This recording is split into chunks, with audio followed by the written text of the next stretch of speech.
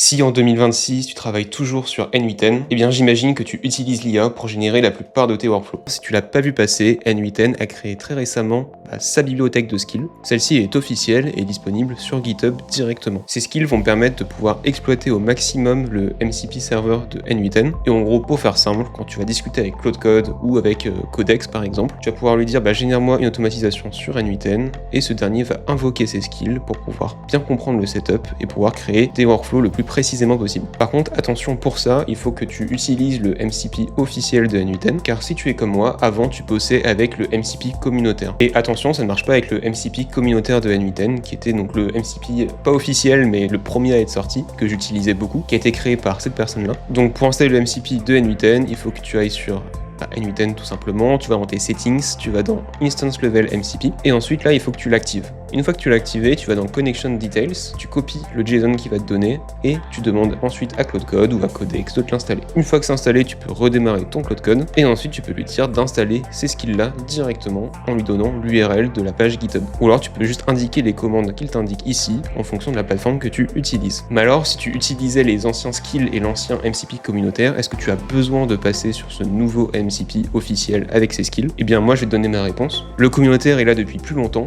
il a une meilleure connaissance des nodes et des templates en général de N8N, parce qu'il est là depuis longtemps, donc petit avantage pour le communautaire pour ça. En revanche, pour le MCP officiel de N8N, eh bien en fait il y a une très bonne qualité de construction des workflows, parce qu'il construit les workflows à partir de JavaScript et non pas de JSON, contrairement au communautaire.